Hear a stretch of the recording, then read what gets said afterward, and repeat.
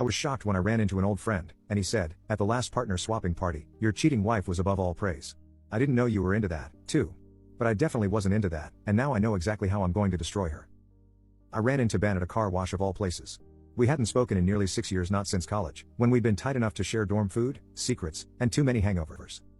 I didn't even recognize him at first. He'd put on weight, grown a beard. But when he saw me, his face lit up. Jake? No way, man. We talked. Quick catch-up stuff, jobs, old professors, how we both got boring after 30. Then he dropped the line that blew my life apart. Hey, random. But at the last partner swapping party, your wife was above all praise. I didn't know you were into that, too. I froze. I laughed, but only because I thought he was joking. Wait, what? He smiled, shrugged. It's cool, man. I didn't realize you two were part of the scene. She said it was your idea to stay anonymous. I didn't respond because I realized two things in that moment. He was dead serious, and I was married to a woman who had been lying to me in ways I hadn't even begun to understand. I didn't confront her that night. Didn't storm in with accusations. Didn't throw her clothes out the window. No, I played it calm because when someone betrays you at that level, your reaction becomes their defense. I needed her to keep believing I was clueless. So, while she was in the shower, I sat on the edge of our bed, staring at her phone charger and wondering, what else have I missed? Backtracking the deceit. Over the next 2 weeks, I quietly unraveled our marriage. I started with her laptop, something she used openly and left out often. She wasn't worried because she thought I wasn't the kind of man who snoops. She was right, until now. Inside her downloads folder, I found a series of files labeled event rules, consent checklist, play party guest list, private. One name kept popping up next to hers. Wife of Jake, not attending. Not attending. I'd been turned into her alibi, a phantom, a fake name on a wristband while she played house in someone else's fantasy. Her messaging app told the truth. She used Signal end-to-end encryption, but she forgot something. Her laptop still had desktop notifications enabled. A message popped up while I was reviewing her search history. Can't wait to see you again. You're such a goddess. I clicked. It opened a full thread. Dozens of messages from men and women alike. Phrases, comments, arrangements. She'd been doing this for over a year, maybe longer, using my name to keep herself safe while telling everyone I was supportive even though I didn't know a damn thing. He likes to stay home, she wrote in one message. He's more reserved, so I protect his privacy. Protect his privacy. What she really meant was, he's in the dark. Let's keep it that way. How I felt. I felt erased, like I had become a mask, a placeholder, a backstory she could edit to fit her narrative. And worse, she was using my silence as consent. That's when I knew this wasn't going to be a dramatic confrontation. This was going to be a demolition because I didn't want her just exposed. I wanted her discredited, abandoned, and permanently disconnected from the fantasy world she'd built with my name stitched into the costume. There's something chilling about watching the person you love turn into a stranger on screen. I wasn't just suspicious anymore. I was plugged in. Digital surveillance, clean and quiet. I mirrored her phone. She used an old Android backup app linked to our shared Google account. She never thought to disconnect it. She assumed I was too analog to care. Wrong. Within an hour, I had access to her encrypted Signal conversations, her event invites, her hidden folder of photos including ones taken inside hotel rooms I'd never seen. There were pictures of her with people I didn't know, wearing outfits I'd never seen, in places I'd never been told she went. Most disturbing, she smiled in all of them. Like this was the version of herself she truly valued. And I was just the placeholder back home, the legal name on the mortgage. While she lived a double life in stilettos and secrecy, mapping her web of lies, using the metadata and timestamps, I built a timeline. Every writing workshop, every wellness retreat, every girls' only weekend, they were perfectly aligned with partner swapping events. She didn't go to one. She went to 8. And every time, she listed me in the directory as supportive but preferring to stay private. Some of the emails even included a line. Jake knows but doesn't want to participate. He's cool with it. Cool with it. Cool with being lied about, used as cover, mocked in DMs. Remember, I wasn't cool with it. But I would be calm about it because calm is how you win wars without ever swinging. Fake forgiveness. Lull her into comfort. That week, I told her I wanted to reconnect. I said I'd been feeling distant and wanted to rebuild intimacy. She nearly cried, said she was relieved, said I'd been off lately. She hugged me tighter, kissed me longer. I smiled through every second of it, even as I got texts from her second phone, the one she didn't know I'd cloned from another man, calling her his midnight addiction. That night, she whispered in bed, "Thank you for being my anchor." And I thought, anchors drag ships down, sweetheart. Preparing the payload, I compiled everything into a folder: screenshots, video stills, voice notes, location pings. Then I split it into 3 batches. Her family and closest friends. Her workplaces, HR, and internal culture committee. The lifestyle club organizers who'd welcomed her based on lies. Each one would get a different version, each one tailored to reveal the parts of her deception they needed to see because I didn't want just revenge. I wanted isolation. It started with an email, just one sent from a clean anonymous address. Subject line: you should know who her name really is.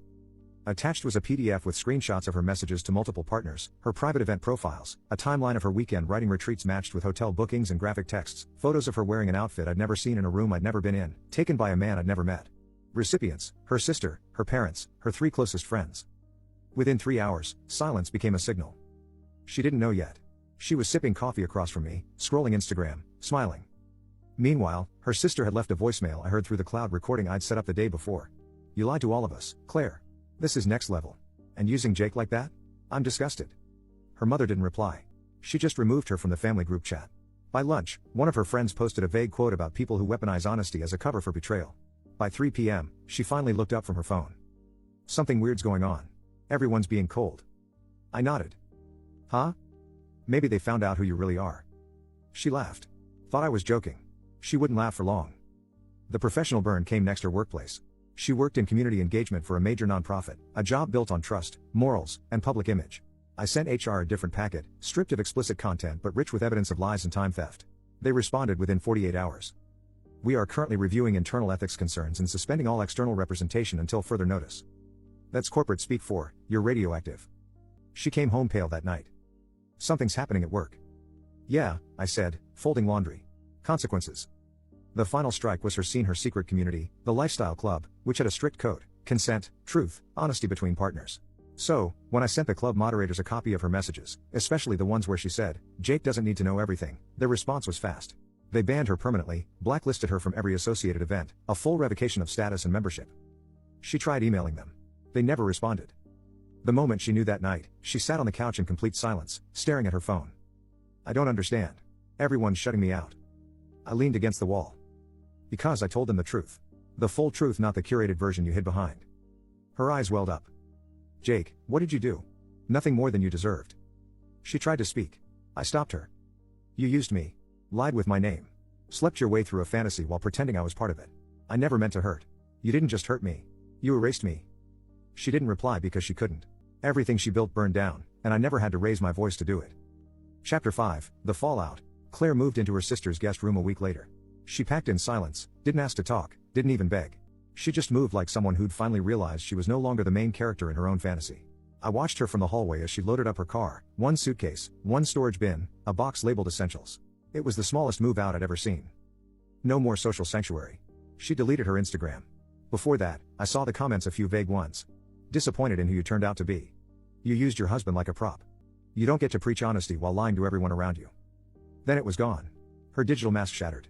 Her carefully built image as a sex-positive, emotionally evolved, radically honest woman was now a warning sign in every group chat she used to lead. She didn't lose followers. She lost credibility.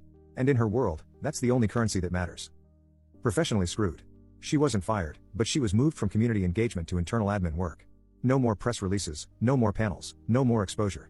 A quiet exile, the kind they give people they don't trust but can't afford to fire without a lawsuit. I heard through a friend of a friend that her new boss said, "Keep her off anything public. She's not clean enough to represent us anymore." That hit harder than anything I could have said. Her partners were gone. Claire thought her backup plan would hold, that even if I left, she'd still have them, the circle of men and women who called her goddess, wildflower, and queen. But the moment her secret got out, they ghosted. Some blocked her. Others quietly left chats. One told her straight up, "You lied about your husband.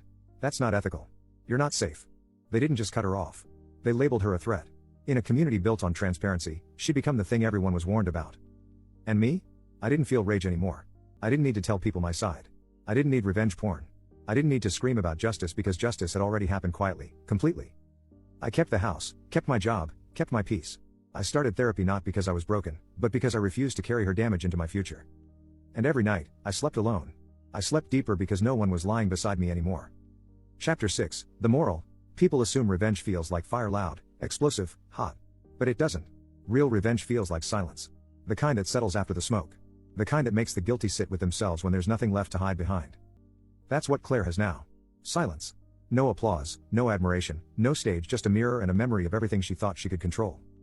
Crumbling what I took back. She used my name as a shield. She told people I was supportive, aware, private, but I wasn't private. I was unaware. I wasn't consenting. I was being used. And the moment I realized that, I stopped grieving what I lost and started reclaiming what was mine, my identity, my dignity, my narrative. Because love isn't about covering for someone who's actively erasing you. It's about knowing when to stop handing them the pen. To anyone being lied to right now, if you're watching this and something feels off in your gut, listen to it. If you're constantly made to feel like you're too insecure or too controlling for wanting answers, consistency, or basic respect, you're not crazy. You're probably being lied to, manipulated, played.